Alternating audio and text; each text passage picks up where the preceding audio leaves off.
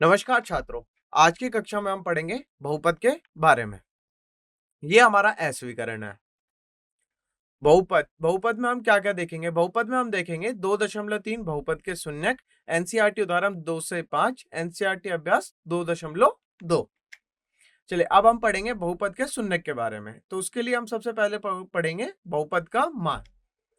तो किसी भी बहुपद का मान किसी विशिष्ट संख्या पर उस संख्या को बहुपद में प्रतिस्थापित करके पाया जाता है। उदाहरण के लिए यदि हमारे पास px है तो हम p2 ज्ञात करना चाहते हैं, तो हमें प्रत्येक x को 2 से प्रतिस्थापित करके उसका परिणाम की गणना करनी पड़ेगी। इससे हम p2 ढूंढ पाएंगे। उदाहरण, यदि हमारे पास px बराबर है 5 गुणा में x की घात 3 घटा में 2 गुणा में x की घात 2 जोड़ में 3 गुणा में x घटा में 2, तो हम x बराबर 1 पर px का मान ज्ञात करेंगे। तो उसके लिए हमें क्या करना पड़ेगा? उसके लिए हमें जहां जहां पर भी x है वहां वहां पर 1 को रख देना है। तो अब अगर इसको आगे हल करते हैं तो देखेंगे p1 को सभी चरों के स्थान पर प्रतिस्थापित करते हैं और फिर उसकी गणना करते हैं। तो चलिए इसकी गणना करते हैं। तो ये क्या होगा? 5 गुणा में 1 की घात 3 जो कि बराबर होता है 5 के। अब दूसरा क्या होगा? ऋणात्मक 2 गुणा में 1 की घात 2 जो कि बराबर होती है ऋणात्मक 2 के। तीसरा क्या है? तीसरा है 3 गुणा में 1 जो कि बराबर होता है 3 के। और ऋणात्मक 2 वैसा ही रहेगा क्योंकि इसमें कोई चर नहीं है। तो फिर इसके आगे होगा 5 ऋणात्मक 2 जोड़ में 3 घटा में 2 जो कि बराबर होता है 4 के। तो अतः p1 बराबर होगा 4 के। अब वैसे ही हम x बराबर 0 पर देखेंगे तो px का मान क्या होगा? चलिए देखते हैं। तो p 0 पे जब हम x बराबर 0 रखेंगे तो प्रत्येक पद का मूल्यांकन 0 पर किया जाएगा। तो अब देखते हैं, अब आगे हल करने पे क्या मिलेगा? 5 गुणा में 0 की घात 3 बराबर होगा 0 के, क्योंकि जितने भी चर है वो सारे 0 हो जाएंगे। तो इससे हमारा जो p 0 है वो 0 के बराबर मिलेगा। आगे देखते हैं, आगे क्या है? उदाहरण 2 खंड 2.3। तो उदाहरण क्या कहता है? उदाहरण कहता है दिए गए चरों के मान पर निम्नलिखित में से प्रत्येक बहुपद का मान ज्ञात कीजिए। अब हमें कुछ चर के मान दे रखे हैं तो हमें बहुपद में रख के उनका मान ज्ञात करना है। चलिए हल देखते हैं इसका। तो पहला पहला क्या है? पहले में है पी एक्स बराबर 5 गुणा में x की घात 2 घटा में 3 गुणा में x जोड़ में 7। तो इसको हम देखेंगे x बराबर 1 पर। x बराबर 1 पर बहुपद का मान क्या होगा? बहुपद का मान होगा p1 बराबर 5 गुणा में 1 की घात 2 घटा में 3 गुणा में 1 जोड़ में 7। इसको आगे हल करने पर हमें मिलेगा 5 घटा में 3 जोड़ में 7 जो कि बराबर होता है 9 के। अब दूसरा देखते हैं। दूसरे में क्या है? क्यू वाई बराबर 3 गुणा में y की घात 3 घटा में 4 गुणा में y की घात 1 जोड़ में वर्गमूल 11। अब इसको हमें देखना है y बराबर 2 पर इस बहुपद क्यू वाई का मान क्या होगा। तो क्यू 2 पे हमारा इस बहुपद का मान होगा 3 गुणा में 2 की घात 3 घटा में 4 गुणा में 2 जोड़ में वर्गमूल 11। इसको आगे हल करने पे हमें मिलेगा 24 घटा में 8 जोड़ में वर्गमूल 11 जो कि बराबर होता है 16 जोड़ में वर्गमूल 11 के। अब तीसरा देखेंगे। तीसरा क्या है? तीसरे में है पी टी बराबर 4 गुणा में टी की घात 4 घटा में 5 गुणा में टी की घात 3 जोड़ में टी की घात 2 जोड़ में 6। इसको हम देखेंगे, इसको टी बराबर ए पर हल करेंगे तो पी टी का मान क्या होगा? तो बहुपद ए में बराबर होगा 4 गुणा में ए की घात 4 जोड़ में 5 गुणा में ए की घात 3 घटा में ए की घात 2 जोड़ में 6। तो आगे पढ़ेंगे हम बहुपद के शून्यक में एक बहुपद का शून्यक जो या बहुपद समीकरण का मूल। बहुपद का शून्यक चर का एक मान होता है जो बहुपद को शून्य के बराबर बना देता है। इसे बहुपद समीकरण का मूल भी कहा जाता है। जैसे कि बहुपद px का एक शून्यक वह संख्या c होती है जिसके लिए PC बराबर होता है शून्य के। इसका मतलब है कि जब भी हम x बराबर c रखते हैं तो बहुपद का मान शून्य हो जाता है। गणित में हम इसे PC बराबर 0 के रूप में लिखते हैं और c को बहुपद का एक मूल कहा जाता है। बहुपद px का एक शून्य ज्ञात करने का मतलब है px बराबर शून्य। समीकरण को हल करना है। शून्य x का एक मान होता है। मान लीजिए x बराबर a है। इस प्रकार से pa बराबर होगा शून्य के, या a बहुपद का एक मोल भी कहलाता है। माना c बहुपद समीकरण px बराबर शून्य का एक मोल कहलाता है, क्योंकि जब आप c को बहुपद में प्रतिस्थापित करते हैं तो परिणाम शून्य आता है। उदाहरण देखते हैं। इस उदाहरण में हमें एक फलन px बराबर x घटा में 1 दिया गया है। कार्य यह है कि जब x बराबर 1 को फलन में रखते हैं तो हमारा मान क्या आता है, तो देखते हैं। p1 बराबर क्या होगा, 1 घटा में 1, जो कि होता है शून्य के लिए। इसलिए एक बहुपद x घटा में 1 का शून्यक है, जो कि 1 है। अब अगला उदाहरण देखिए। अगला उदाहरण है एनसीईआरटी उदाहरण 3 खंड 2.3। उदाहरण है कि जांच करें कि ऋणात्मक 2 और 2 बहुपद x जोड़ 2 के शून्यक हैं या नहीं। तो उदाहरण में हमें पूछा गया है कि क्या ऋणात्मक 2 और 2 बहुपद x जोड़ में 2 के शून्यक हैं या नहीं। बहुपद का शून्यक वह x का मान होता है जो बहुपद को शून्य के बराबर बना देता है। चलिए इसका हल देखते हैं। तो मान लीजिए फलन px बराबर है x जोड़ 2 के। तब हमें p2 निकालना है। तो p2 बराबर होगा 2 जोड़ में 2, जो कि बराबर होता है 4 के। अब p ऋणात्मक 2 निकालेंगे, वो बराबर होता है ऋणात्मक 2 जोड़ 2 के, जो कि बराबर होता है 0 के। तो इसलिए ऋणात्मक 2 बहुपद x जोड़ 2 का शून्यक है, लेकिन 2 नहीं है, क्योंकि ऋणात्मक 2 रखने पे हमारा बहुपद शून्य के बराबर हो रहा था, लेकिन 2 रखने पर हमारा बहुपद शून्य के बराबर नहीं हो रहा था। अगला उदाहरण देखते हैं। एनसीईआरटी उदाहरण 4 खंड 2.3। तो बहुपद px बराबर है 2 गुणा में x की घात 1 जोड़ में 1। तो इसका एक शून्यक ज्ञात करना हमें। तो चलिए इसका उदाहरण देखते हैं। तो बहुपद px का एक शून्य ज्ञात करने का अर्थ है x का वह मान ज्ञात करना जिसके लिए px बराबर 0 px बराबर 0 होता है। तो px बराबर 0 है। तो अब 2 गुणा में x की घात 1 जोड़ में 1 को हम बराबर रखेंगे 0 के। तो हमें मिल जाएगा x बराबर ऋणात्मक 1/2। तो ऋणात्मक 1/2 बहुपद 2 गुणा में x जोड़ में 1 का शून्यक कहलाता है। आगे हम पढ़ेंगे बहुपद के शून्यक में एक रेखिक बहुपद के शून्यक को कैसे ज्ञात करते हैं।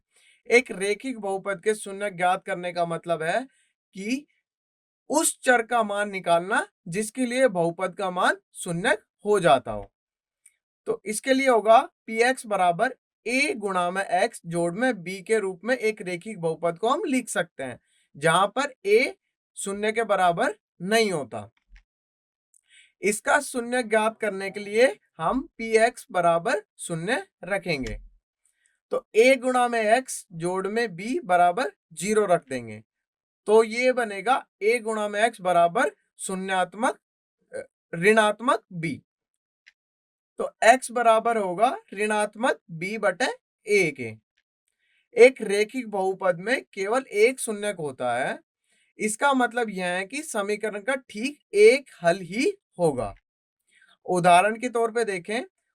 हमें यह बताया जा रहा है कि एक व्यंजक x घटा में 1 का एक शून्यक है और ऋणात्मक 2x जोड़ में 2 का भी एक शून्यक है। तो इस व्यंजक का शून्यक वह x का मान होगा जो व्यंजक को शून्य के बराबर बना देगा। तो इसमें इस बहुपद x घटा में 1 का शून्यक क्या है, वो है 1, और x जोड़ में 2 का शून्यक क्या है, उसका शून्यक है ऋणात्मक 2। आगे देखते हैं आगे क्या है। आगे एनसीईआरटी उदाहरण 5 खंड 2.3 सत्यापित करें कि 2 और शून्य बहुपद x की घात 2 घटा में 2 गुणा में x के शून्यक हैं। उदाहरण में पूछा गया है कि जांच करें कि 2 और शून्य बहुपद x की घात 2 घटा में 2 गुणा में x के शून्यक हैं या नहीं। बहुपद का शून्यक क्या होता है? बहुपद का शून्यक वह x का मान होता है जो बहुपद को शून्य के बराबर बना देता है। चलिए हल देखते हैं इसका। हल में क्या है, मान लीजिए पी एक्स बराबर x की घात 2 घटा में 2 गुणा में x है। तो अब P2 क्या होगा? P2 में हम x जहां जहां है उसको 2 से प्रतिस्थापित कर देंगे। तो P2 बराबर हो जाएगा 2 की घात 2 घटा में 4 जो कि बराबर होता है 4 घटा 4 जो कि आगे हल करने पे मिलता है हमें 0। तो P शून्य बराबर हो जाएगा 0 घटा में 0 जो कि बराबर होता है 0 के। तो आते हैं 2 और 0 दोनों ही बहुपद x की घात 2 घटा में 2 गुणा में x के शून्यक है, क्योंकि जब भी हम x को 2 से प्रतिस्थापित करते हैं तो भी जो बहुपद है वो 0 देता है, और अगर हम 0 को बहुपद में प्रतिस्थापित करते हैं तो भी हल हमारा 0 ही आता है। इसलिए 2 और 0 हमारे बहुपद के शून्यक हैं। आगे देखते हैं। आगे हम पढ़ेंगे शून्यकों के बारे में महत्वपूर्ण अवलोकन। कुछ महत्वपूर्ण अवलोकन देखेंगे जो शून्यकों के बारे में होंगे।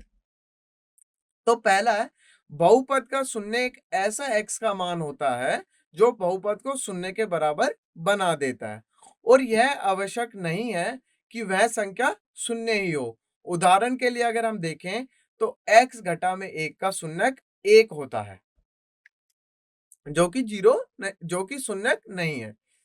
शून्य एक बहुपद का शून्यक हो सकता है, मतलब कि जो शून्यक है वो बहुपद का शून्यक हो भी सकता है और नहीं भी हो सकता। उदाहरण के लिए देखते हैं, x की घात 2 घटा में 2 गुणा में x, वो एक शून्यक शून्य उसका एक शून्यक है। इसमें एक रेखिक बहुपद जैसे कि a गुणा में x जोड़ में b के ठीक एक शून्यक होता है, क्योंकि जब आप इसे शून्य के बराबर रखते हैं a गुणा में x जोड़ में b बराबर 0, तो आप x के लिए हल कर सकते हैं इससे अलग करके, जो कि x बराबर ऋणात्मक b बटा में 1 देता है। यह दिखाता है कि केवल एक ही हल होता है। एक बहुपद के लिए एक से अधिक शून्यक हो सकते हैं, जिसका मतलब है कि यह अलग अलग बिंदुओं पे काट सकता है। अचर और शून्य बहुपद के शून्यक। एक निरंतर बहुपद जैसे कि 5 या ऋणात्मक 3 के शून्यक वास्तविक संख्याएं होती हैं, क्योंकि किसी भी संख्या को निरंतर बहुपद में डालने पर वह निरंतर मान ही प्राप्त होता है। एक गैर शून्य स्तर बहुपद जैसे एफ एक्स बराबर होता है 5 के, तो वो हमेशा एक ही मान देता है, चाहे आप x के लिए कोई भी संख्या प्रतिस्थापित करें। प्रत्येक वास्तविक संख्या शून्यक बहुपद का एक शून्यक होता है। आगे देखते हैं। आगे है एनसीईआरटी अभ्यास 2.2 प्रश्न 1 खंड 2.3। इस प्रश्न में पूछा गया है कि बहुपद 5 गुणा में x घटा में 4 गुणा में x की घात 2 जोड़ में 3 का मान ज्ञात कीजिए। जो कि किस किस पर करना है? जो करना है हमें x बराबर 0 पे, x बराबर ऋणात्मक 1 पे, x बराबर 2 पे। तो इसका हल देखते हैं। हल में क्या है, दिए गए बिंदु पर बहुपद का मान ज्ञात करने के लिए हमें चर का मान बहुपद व्यंजक में प्रतिस्थापित करते हैं और सरल करते हैं उसको। तो मान दिया गया बहुपद में पी एक्स बराबर 5 गुणा में x घटा में 4 गुणा में x की घात 2 जोड़ में 3, और हमें इसको निकालना है x बराबर 0 पर। तो हमें बहुपद px में क्या करना है, हमें x बराबर 0 को प्रतिस्थापित करना है। तो चलिए करते हैं। तो p0 बराबर क्या होगा, 5 गुणा में 0 घटा में 4 गुणा में 0 की घात 2 जोड़ में 3। p0 बराबर होगा 0 घटा में 4 गुणा में 0 जोड़ में 3, जो कि बराबर होता है 0 घटा में 0 जोड़ में 3। तो P शून्य बराबर होगा हमारे 3 के। आगे देखते हैं, आगे है x बराबर ऋणात्मक 1 पर इसका हल करेंगे।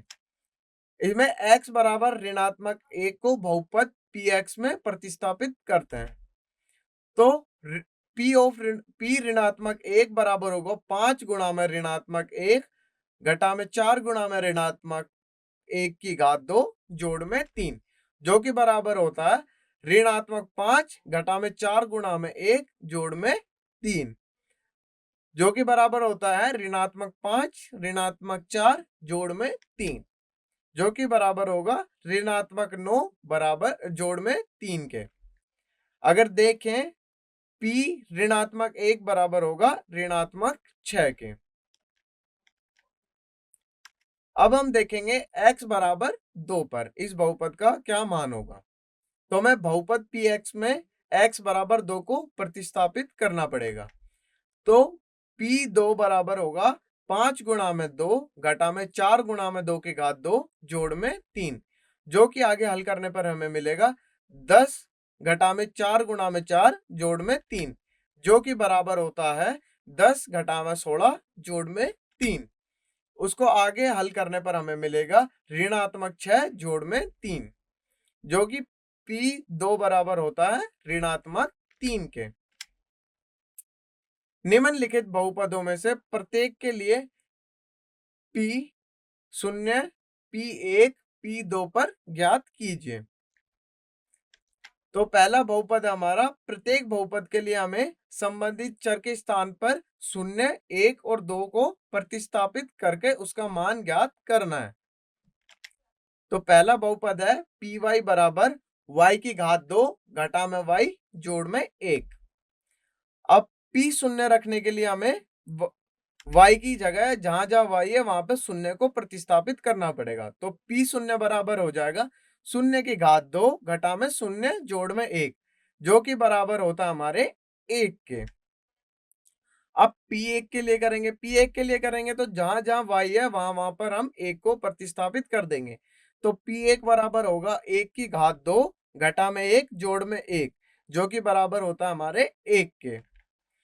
अब P2 के लिए हम क्या करेंगे, P2 के लिए करेंगे हम जहां जहां हमारा y है वहां हम 2 को प्रतिस्थापित कर देंगे। P2 बराबर होगा हमारे 2 की घात 2 घटा में 2 जोड़ में 1, जो कि बराबर होता है हमारे 4 घटा में 2 जोड़ में 1, जो कि आगे हल करने पर हमें मिलता है P2 बराबर 3 के। आगे देखते हैं, आगे दूसरा PT बराबर क्या होगा 2 जोड़ में T जोड़ में 2 गुणा में T की घात 2 घटा में T की घात 3। इसको P शून्य के लिए हम रखेंगे तो जहां जहां हमारा T आ रहा है वहां वहां हम शून्य को प्रतिस्थापित कर देंगे। तो P शून्य बराबर होगा 2 जोड़ में 0 जोड़ में 2 गुणा में 0 की घात 2 घटा में 2 0 की घात 3, जो कि बराबर होता है 2 जोड़ में 0 जोड़ में 0 घटा में 0, जो कि आगे हल करने पर हमें मिलेगा P शून्य बराबर 2 के। P1 के लिए हम देखेंगे, P1 के लिए देखेंगे तो हमें क्या करना पड़ेगा, जहां जहां पर हमारा T है वहां वहां पर हम 1 को प्रतिस्थापित कर देंगे।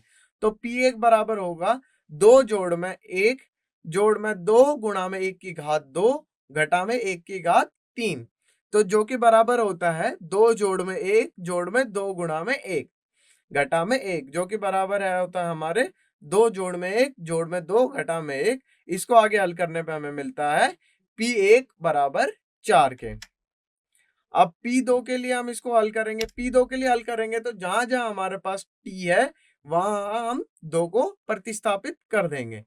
तो उसके लिए हमें बनेगा P2 बराबर 2 जोड़ में 2 गुणा में 2 की घात 2 घटा में 2 गुणा में 2 की घात 3, जो कि बराबर होता है 2 जोड़ में 2 गुणा में 4 घटा में 8, जो कि बराबर होता है हमारे 4 के। अब आगे देखते हैं, आगे तीसरा px बराबर x की घात 3। अब हमें p शून्य के लिए निकालेंगे, तो जहां जहां x है वहां वहां हम शून्य को प्रतिस्थापित कर देंगे। ये हो जाएगा p शून्य बराबर शून्य की घात 3 जो कि बराबर होती है शून्य के। अब p1 के लिए निकालेंगे, p1 के लिए निकालेंगे तो जहां जहां x है वहां वहां हम 1 को प्रतिस्थापित कर देंगे, तो p1 बराबर होता है 1 की घात 3 बराबर 1 के। तो p2 के लिए निकालेंगे तो जहां जहां x है वहां वहां हम 2 को प्रतिस्थापित कर देंगे, तो प्रतिस्थापित करने पर हमें मिलता है p2 बराबर 2 की घात 3 जो कि बराबर होती है 8 के। आगे देखते हैं चौथा। चौथे में क्या देखेंगे, px बराबर है हमारा x घटा में 1 गुणा में x जोड़ में 1 के, और ये द्विघात बहुपद है।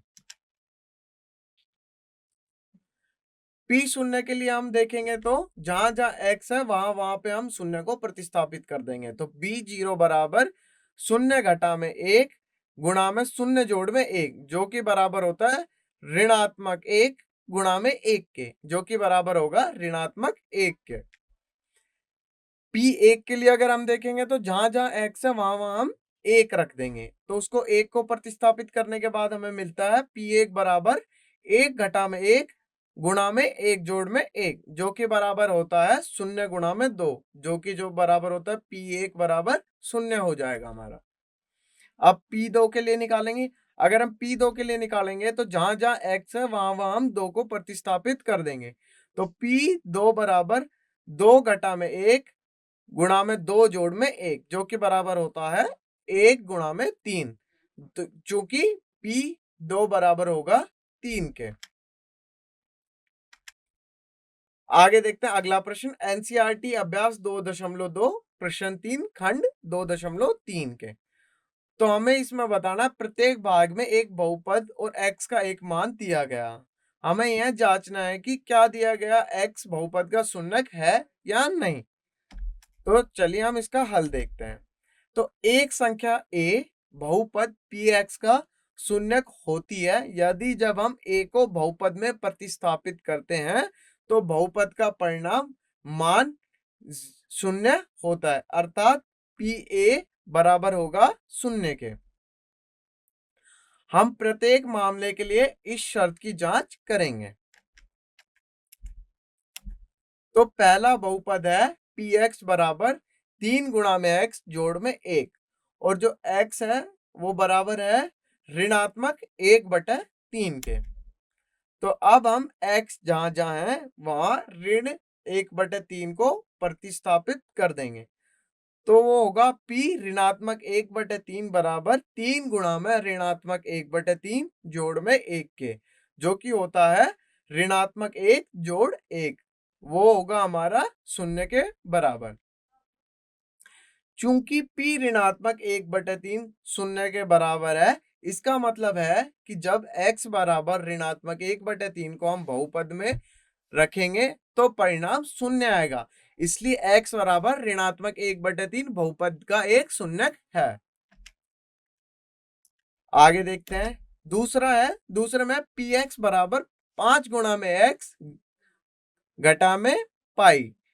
इसको हम देखेंगे x बराबर 4/5 पर, तो x बटे 4/5 को px में प्रतिस्थापित करेंगे, और तो ये आएगा p 4/5 बराबर 5 गुणा में 4/5 घटा में पाई, जो कि बराबर होता है 4 घटा में पाई के। चूंकि p 4/5 शून्य के बराबर नहीं है, क्योंकि 4/5 शून्य के बराबर नहीं है, क्योंकि 4 घटा में पाई शून्य के बराबर नहीं होता, इसलिए x बराबर होगा 4/5 बहुपद का शून्यक नहीं है। किसी बहुपद का शून्यक x का वह मान होता है जो बहुपद को शून्य के बराबर बना देता है। चूंकि x बराबर 4/5 इसको शून्यक नहीं बनाता बहुपद को, इसलिए यह बहुपद का शून्यक नहीं है। आगे देखते हैं, आगे तीसरे में है px बराबर x की घात 2 घटा में 1 और x बराबर 1 और ऋणात्मक 1 पर देखना हमारा। तो x बराबर 1 के लिए जांच करते हैं। x बराबर 1 के लिए जांच करने के लिए हम इस समीकरण में x बराबर 1 को प्रतिस्थापित करेंगे और सरल करेंगे, ताकि यह देखा जा सके कि यह शर्त को संतुष्ट करता है या नहीं। यानी कि जब x बराबर a रखेंगे तो यह हमें बहुपद को 0 करता है या नहीं। तो p 1 बराबर होगा 1 की घात 2 घटा में 1, जो कि बराबर होता है 1 घटा में 1। उसको हल करने पर हमें मिलता है p1 बराबर 0 के। अब x बराबर ऋणात्मक 1 के लिए हम जांच करेंगे, तो हम क्या करेंगे, x जहां जहां है वहां पर ऋणात्मक 1 रख देंगे। तो p ऋणात्मक 1 बराबर होगा ऋणात्मक 1 की घात 2 घटा में 1, जो कि बराबर होता है 1 घटा में 1, जो कि होता है 0 के बराबर। चूंकि दोनों p1 बराबर 0 और p ऋणात्मक 1 बराबर 0 है, तो x बराबर 1 और x बराबर ऋणात्मक 1 दोनों दिए गए बहुपद के शून्यक हैं। तो चौथा देखते हैं। चौथे में क्या है, px बराबर x जोड़ में 1 गुणा में x घटा में 2, जो कि x बराबर होगा, जो कि हमें देखना है x बराबर ऋणात्मक 1 पर और 2 पर। तो चलिए पहले हम x बराबर ऋणात्मक 1 के लिए जांच करते हैं।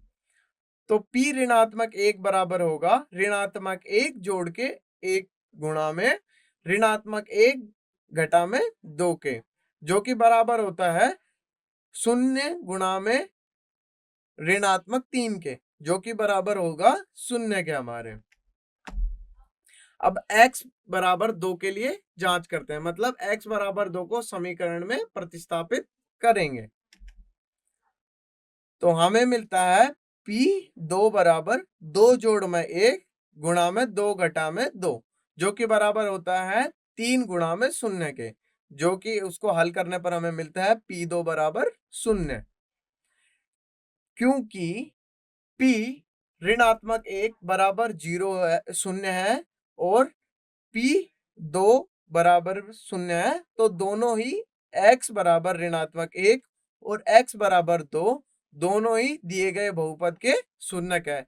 इसका मतलब है कि x जोड़ में 1 और x घटा में 2 px के गुणनखंड है। अगला उदाहरण देखते हैं। अगला है पांचवा में क्या है, px बराबर x की घात 2, उसको हमें हल करना है x बराबर 0 पर। तो अगर x बराबर 0 पर px में x बराबर 0 को प्रतिस्थापित कर देंगे, तो प्रतिस्थापित करने पर मिलता है p0 बराबर 0 की घात 2, जो कि बराबर होता है 0 के। चूंकि p0 बराबर 0 के बराबर है, इसका मतलब है कि जब आप x बराबर 0, बहुपद का मान 0 है, इसलिए x बराबर 0 बहुपद का a शून्यक होगा। मतलब कि जब भी हम x बराबर 0 बहुपद में रखेंगे तो हमेशा इस बहुपद का मान 0 ही आएगा। आगे हल करते हैं छठे में क्या दिया गया है, px बराबर l गुणा में x जोड़ में m। इसमें x बराबर गया है ऋणात्मक m बटे में l के, इसलिए हम x बराबर ऋणात्मक m बटे l को px में प्रतिस्थापित करते हैं, तो हमें मिलता है p ऋणात्मक m बटे l बराबर l गुणा में ऋणात्मक m बटे l जोड़ में m, जो कि बराबर होता है ऋणात्मक m जोड़ m के, और वो होता है 0 के बराबर। चूंकि p ऋणात्मक m बटे l बराबर है 0 के, इसलिए x बराबर ऋणात्मक m बटे l बहुपद px का एक शून्य है। किसी बहुपद का शून्य वह मान होता है जो बहुपद को शून्य के बराबर बना देता है, इसलिए x बराबर ऋणात्मक m बटे l इस बहुपद का शून्य कहलाएगा। इसको आगे हल करने पर हम देखेंगे सातवां में क्या है, px बराबर 3 गुणा में x की घात 2 घटा में 1, और हमें x बराबर ऋणात्मक 1 बटे वर्गमूल 3 और 2 बटे वर्गमूल 3 पर देखना है। तो पहले x बराबर ऋणात्मक 1 बटे वर्गमूल 3 के लिए हम जांच करेंगे, तो जहां जहां x है हमें वहां ऋणात्मक 1 बटे वर्गमूल 3 रख देंगे।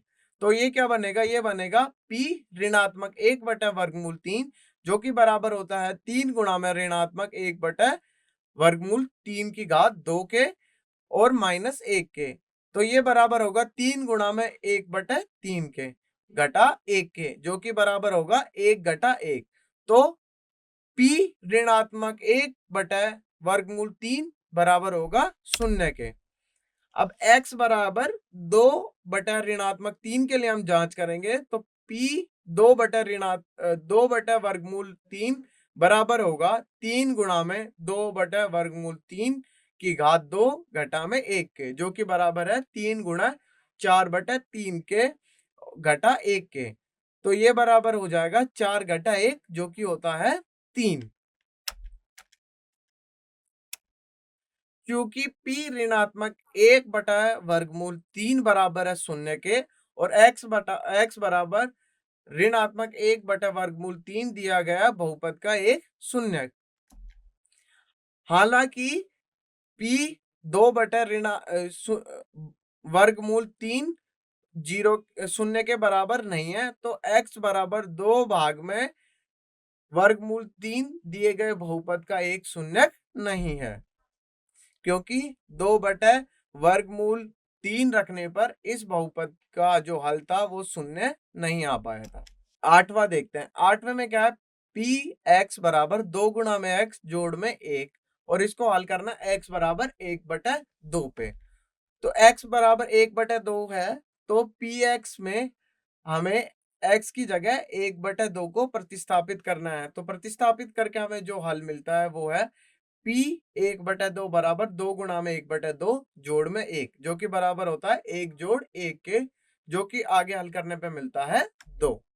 चूंकि P 1 बटे 2 शून्य के बराबर नहीं है, तो x बराबर 1 बटे 2 दिए गए बहुपद का एक शून्य नहीं है। आगे एक प्रश्न है, निम्नलिखित में से प्रत्येक स्थिति में बहुपद का शून्य ज्ञात कीजिए।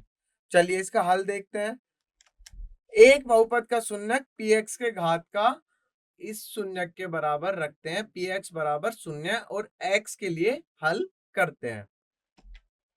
तो हम देखेंगे px बराबर x जोड़ में 5। अब हम px बराबर शून्य रखते हैं, तो x जोड़ में 5 बराबर होगा शून्य के।